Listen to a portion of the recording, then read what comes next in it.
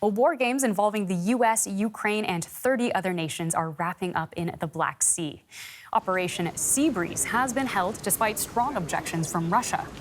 The largest maneuvers in decades have been taking place around the waters of Crimea, which Russia annexed from Ukraine in 2014. Kiyiv wants to join the NATO alliance and will host more exercises with the U.S., Poland, and Lithuania later this month. And I'm now joined by Alexander Khara, foreign policy and security analyst from the Center for Defense Strategies based in Kyiv. Thank you so much for joining us on the show. First, I want to just ask you, what is the point of these drills?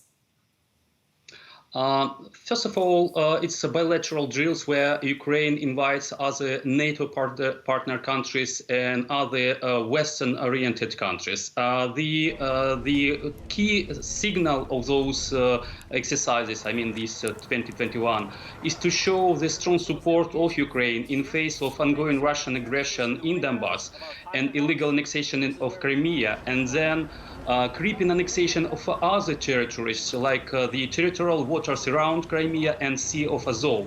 Since 2018, Russia imposed blockade of on Ukrainian ports of Azov, and that's why it's so important to show that Ukraine is not alone in its conflict with Russia.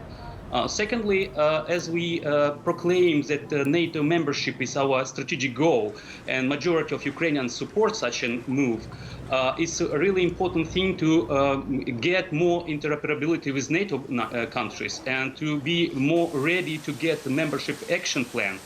Thanks to the recent decision of the NATO summit, Ukraine will get this opportunity to become a member via the membership action plan.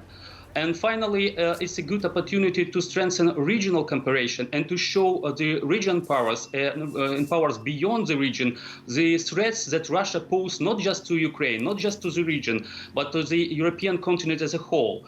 A heavy militarization of Crimea, including the nuclear component, is a direct threat to Europe.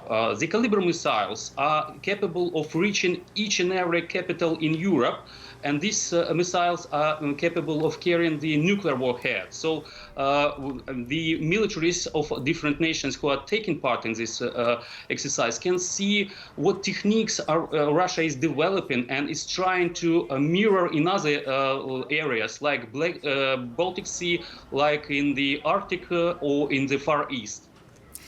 Now, it's understandable that Ukraine wants to see a strong show of support given its NATO ambitions. But are these drills the best way to do it?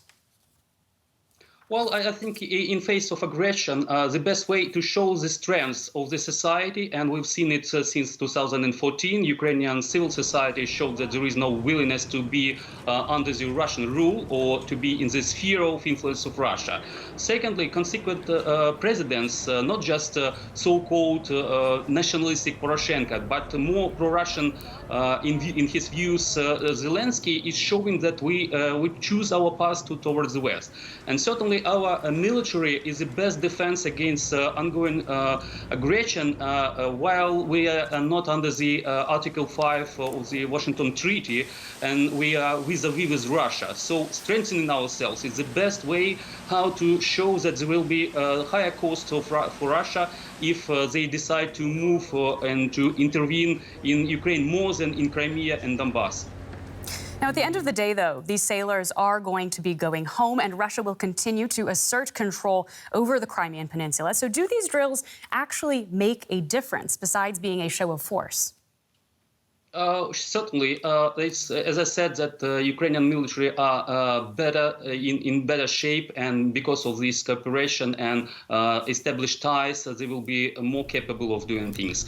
Then there is an ongoing program with the United States, United Kingdom, and Turkey how to rebuild the Ukrainian Navy. We lost capacities during the annexation of Crimea, and that's why, as far as the maritime security concerned, Ukraine is most vulnerable from the southern, from the sea direction. That's why these exercises, along with the building capacity of Ukraine to defend itself on the sea, is a really good move. And I would like to say that the rotational presence of the known Black Sea NATO countries is really important.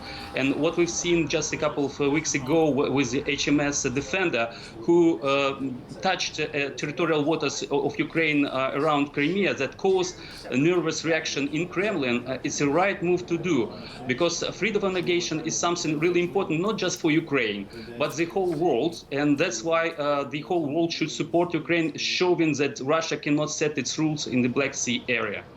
All right, Alexander Khara from the Center for Defense Strategies joining us from Kyiv. Thank you so much. Thank you.